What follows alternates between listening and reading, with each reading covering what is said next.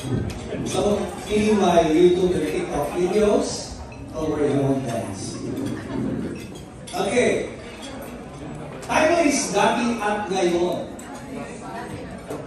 As we celebrate our individual milestones in our teaching career, allow me to roast these awesome teachers before we have a celebratory toast. First of all, look at the teacher beside you. Guess what? N number of years ago, he or she did not look like that. Iba na po ang itsura ni Matt at ni Sir. Yes, di ba? Dati means before. Ngayon means now. Allow me to describe a litany of dati and ngayon. For the non-English Filipino speakers, the teacher decided to translate. Dati, your wardrobe size was extra small or medium large. Ngayon, it seems like umurong na. Nag-shrink ang mga wardrobe natin dahil sa washing machine. Dati, Eskinol at Pons lang ang beauty routine mo. Ngayon, L'Oreal at Korean products na ang gamit ng glass skin mo. Dati, ukay-ukay, thrift store, discounted ang mga kasuotan. Ngayon, tingnan mo, ang ganda ng suot.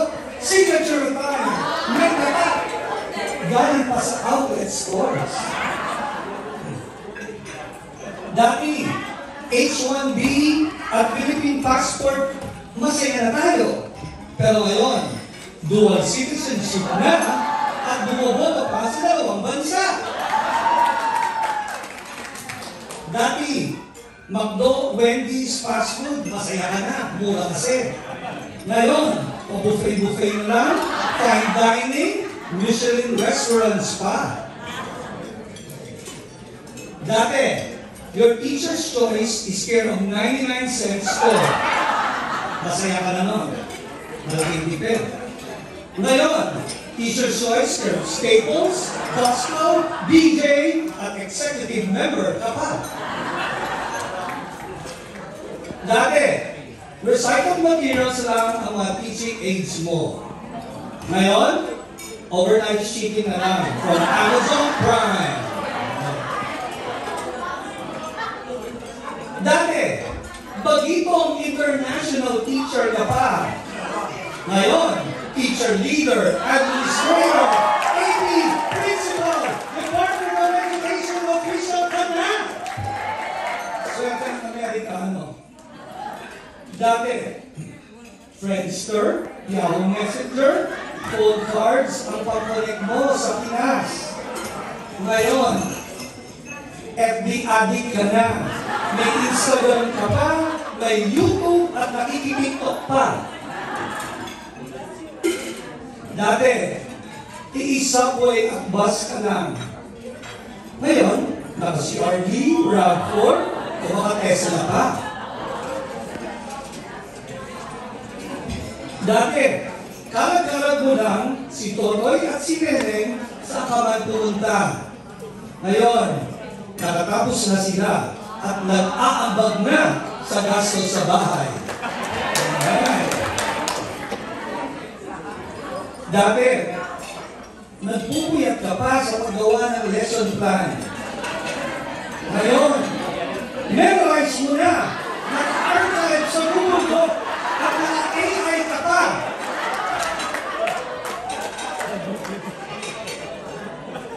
Dati, finishing master's degree ka.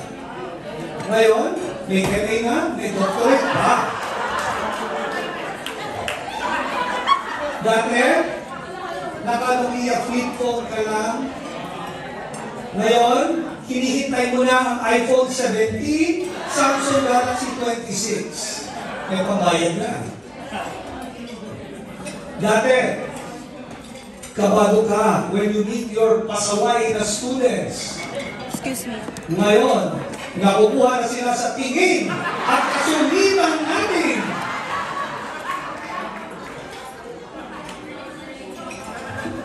Dati, nakabang English ka pa. Ngayon, you are like basically, you know, exactly, you know what I'm saying? Yeah. Dati, ay renter ka ng room, or apartment, o ng basement. Ngayon, homeowner ka na sa Pinas, sa Amerika, may timeshare ka pa. Dati, natatalata ka lang, mga 30 credits above your masters. Para tumaas ang sweldo, di ba? Ngayon, planning ka na for retirement. Ito. Dati, multivitamins lang ang baon mo sa Pinas, from Pinas. Ngayon, may dala ka ng butika ng maintenance drugs sa loob ng every bag mo. Sige nga, compare kayo ng medications. Dati, nakikiparty ka lang sa mga ibang civics organizations. Ngayon, founder ka na ng mga civic church organization at may outreach pa sa Pinas. Yan. Dati, takot kang gumastos, puro tiis na lang, tagtipid ng tagtipid. Ngayon, cheap na lang ang $150 after gala party mo. At mag-donate ka pa. Opo, malaki na ang iyong pinagbago sa Amerika. Dinaanan mo na ang mga magaganda at di kaaya-ayang mga karanasan. But whatever happened to you, there's only one truth. With God's grace, you remain strong, faithful, resilient in your noble vocation. Your dedication, your love for the students, make it possible for you to be a Saga Awardee. Continue the good work, dear teachers. Padayon, and here's to more years of teaching minds, touching hearts, and transforming lives. Hawakan yung base niyo, wala kayong wine? Hawakan nyo? Salud! Kampay!